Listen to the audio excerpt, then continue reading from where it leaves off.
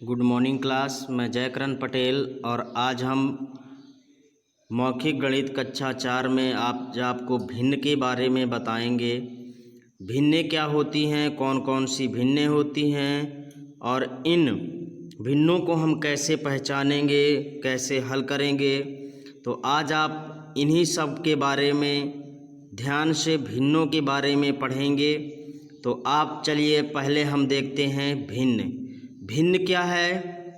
तो भिन्न को हम जानते हैं कि जब हम किसी भिन्नात्मक संख्या के दो खंड होते हैं, रेखा के ऊपर की संख्या अंश कहलाती है तथा रेखा के नीचे वाली संख्या हर कहलाती है। जैसे आप 3/4 को देख रहे हैं, तो ऊपर की संख्या अंश और नीचे की संख्या हर है।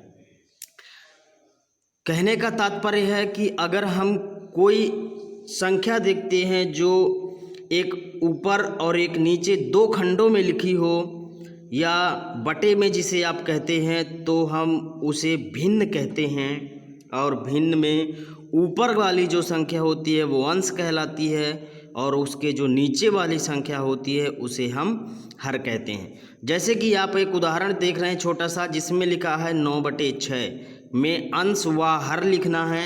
तो हमारे पास संख्या 9/6 है, तो 9/6 में 9 आपका अंश हो जाएगा और नीचे जो होता है उसे हम हर कहते हैं, अर्थात 6 हमारा हर हो जाएगा। इसके बाद इसकी अगली कड़ी में हम चलते हैं, देखेंगे समभिन्न। तो समभिन्न क्या होती हैं? तो समभिन्नें वे भिन्नें होती हैं जिनमें अंश की संख्या हर की संख्या से छोटी होती है। अंश यानी ऊपर की संख्या, हर यानी नीचे की संख्या से अगर ऊपर की संख्या छोटी है और नीचे की संख्या बड़ी है तो वह हमारी समभिन्न होगी। समभिन्न में आपको पहले अंश देखना है, फिर हर देखना है। तो अंश आपका छोटा रहेगा और हर आपका बड़ा रहेगा। इसी तरह हम देखते हैं विषम भिन्न। तो विषम भिन्न में विषम भिन्नें वे भिन्नें होती हैं जिनमें अंश की संख्या हर से बड़ी होती है। हर यानी कि नीचे की संख्या छोटी होगी और अंश यानी ऊपर की संख्या बड़ी होगी, उसे हम विषम भिन्न कहते हैं। आप देख रहे हैं जैसे में 5/3 है, तो 5 ऊपर अंश है और बटे में 3 नीचे हर है। तो अंश ऊपर की संख्या बड़ी और हर नीचे की संख्या छोटी है, अतः यह विषम भिन्न है। इसके बाद हम देखेंगे इकाई भिन्न। तो इकाई भिन्न ऐसी सभी भिन्नें जिनके अंश की संख्या 1 होती है, इकाई भिन्न कहलाती हैं। हमें अंश की संख्या को देखना है, हर की संख्या चाहे कुछ भी हो, हमें हर की संख्या से कोई मतलब नहीं है, लेकिन अंश की संख्या हमारी 1 होनी चाहिए, तो वह इकाई भिन्न होती है। जैसे आप देख रहे हैं 1/2, 1/4, 1/3, 1/7, 1/11, ये सभी आपकी इकाई भिन्न हैं, क्योंकि इनमें सभी में अंश की जो संख्या है वह 1 है।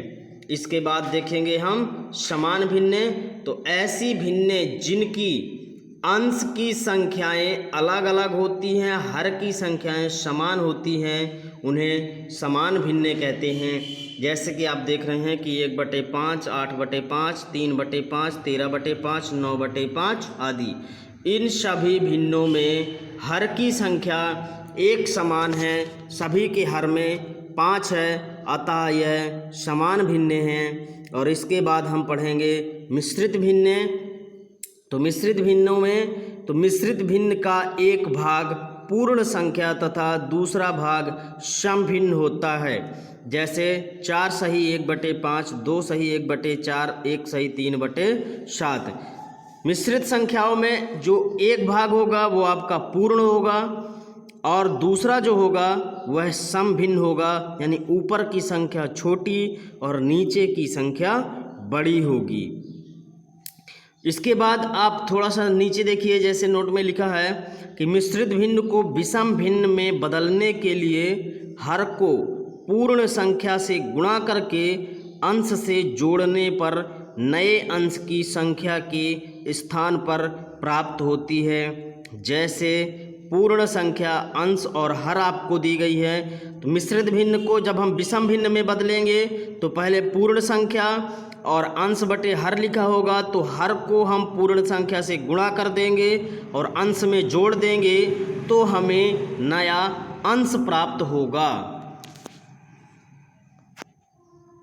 जैसे आप देख रहे हैं कि हमारे पास जो संख्या थी तो उसे हमने बदला, तो पहले हम हर का गुणा पूर्ण संख्या से करेंगे और उसमें अंश को जोड़ देंगे और नीचे हर रहेगा, तो ऊपर हमें नया अंश प्राप्त हो जाएगा और नीचे हर रहेगा। जैसे कि आप उदाहरण में देख रहे हैं कि यहाँ पे 3 सही 4/7 लिखा हुआ है, तो हम पहले हर लिखेंगे 7, फिर हर लिखने के बाद पूर्ण संख्या, तो पूर्ण संख्या देखेंगे हमारी 3 है, तो 7 का गुणा 3 से करेंगे।